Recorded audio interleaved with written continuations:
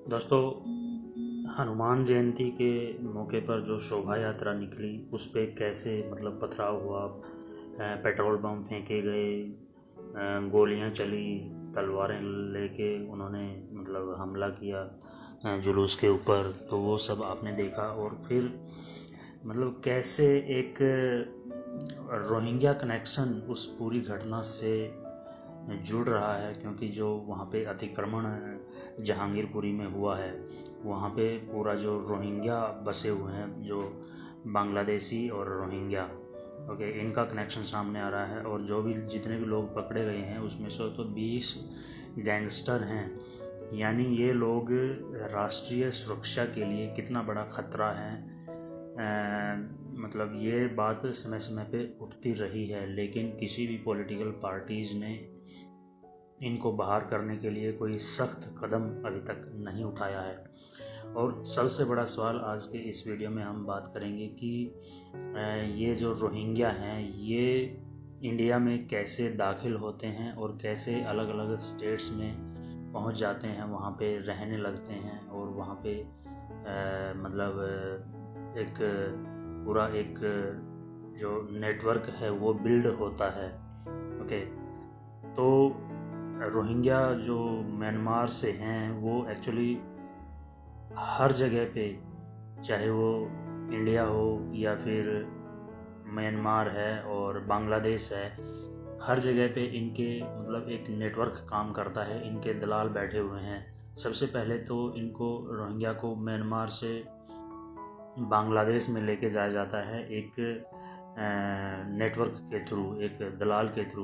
वो पूरा जो काम है वो सेट करते हैं, वो इस चीज़ के एक्चुअली पैसे लेते हैं, लेकिन उनको पूरी उनकी जो व्यवस्था है वो इनको करके देते हैं। पहले उनको बांग्लादेश में पहुंचाया जाता है, बांग्लादेश में कुछ सेटलमेंट करके और कुछ चीज़ें जो भी नेसेसरी अरेंजमेंट हैं वो करके फिर उनको भारत में घुसाया जाता है, घुसपैठ कराई जाती है। एक्चुअली ये जो सारा काम घुसपैठ जो कराने का होता है वो पश्चिमी बंगाल से होता है, बंगाल से होता है। ओके, बंगाल में कुछ डिस्ट्रिक्ट हैं जहाँ से ये सारा काम होता है, और वहाँ से फिर बंगाल में घुसने के बाद भारत के अलग अलग स्टेट्स में उनको बसाया जाता है। यहाँ पे आने के बाद उनके आधार कार्ड, पैन कार्ड और तमाम सारे जो डॉक्यूमेंट्स हैं वो बनाए जाते हैं। ओके, तो आज जो ये रोहिंग्या हैं वो लगभग पूरे हिंदुस्तान में फैल चुके हैं। और इसके जो एक मोटा अगर कुछ लोग कहते हैं कि 7 करोड़ हैं, कुछ लोग कहते हैं कि 5 करोड़ हैं।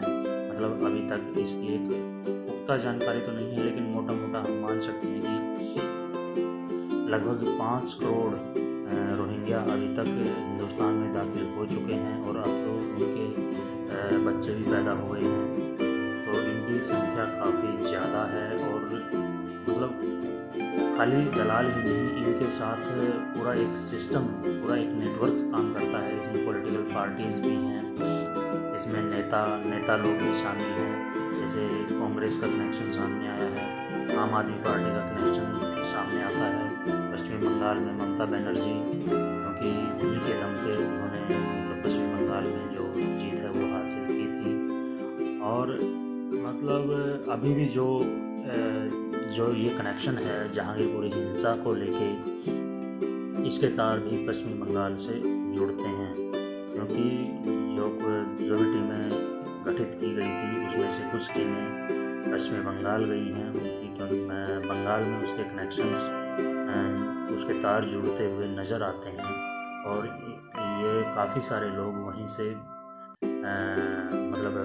पहले वहीं से यहाँ पे दिल्ली में और अलग अलग जगह पे आके बसे हैं। तो इसके लिए पूरा पॉलिटिकल पार्टीज़ कैसे इसके पीछे, अंडरवर्ल्ड कैसे, कोर्ट, एक पूरा नेक्सस है, पूरा एक गिरोह है, पूरा एक नेटवर्क है, इन्होंने बिल्ड किया हुआ है।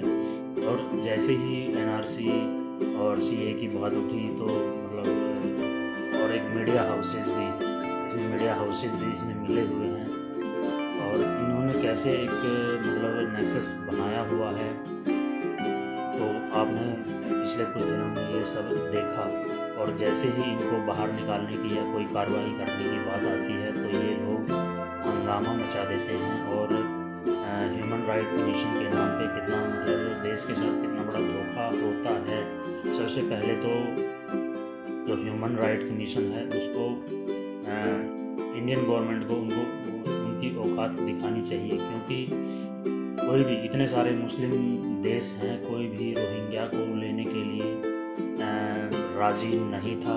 ओके, फिर भी ये मतलब ज़बरदस्ती इंडिया में घुस आए और अब यहाँ पे उत्पात मचाने लगे हैं। कहीं जितने भी गैरकानूनी काम होते हैं, जितने भी गलत काम होते हैं वो रोहिंग्या करते हैं अपनी बस्तियों से। मतलब रेप होते हैं, मर्डर होते हैं, छीना झपटी होती है, चोरी होती है, मतलब ड्रग्स का काम होता है, सट्टा बाजार है। तो ये सारे अंडरवर्ल्ड की देखरेख में चलता है और यहाँ पे ये लोग कोई काम धंधा नहीं करते। इनका काम ही यही होता है चोरी करना, डकैती करना, छीना झपटी करना, ड्रग्स का धंधा करना या मतलब हथियार बेचने का धंधा करना। ये सारी चीज़ें ये लोग करते हैं, इन्हीं चीज़ों में ये लोग लिप्त हैं। और ये खाली मतलब शरणार्थी नहीं है, ये सिर्फ रोहिंग्या नहीं है, ये सिर्फ क्योंकि इनके पीछे पूरा अंडरवर्ल्ड, यहाँ की मीडिया, यहाँ के पॉलिटिशियन वोट बैंक की राजनीति के लिए मतलब कितना मतलब एक देश को एक खतरे की तरफ दिन बाय दिन, डे बाय डे लेके जा रहे हैं। तो आपने ये एक सिर्फ ट्रेलर था, और आगे आने वाले टाइम में ये बहुत ही बुरी स्थिति होने वाली है। तो यहाँ की सरकारों को ये समझना चाहिए, नहीं तो अब इंडिया को कोई बचा नहीं पाएगा। तो इस वीडियो को आप लाइक करें, शेयर करें, चैनल को सब्सक्राइब करें। Thank you so much. और इस पूरे मामले के ऊपर, पूरे मसले के ऊपर, रोहिंग्या के ऊपर आपके क्या विचार हैं हमें कमेंट सेक्शन में ज़रूर बताएं। Thank you so much for watching this video.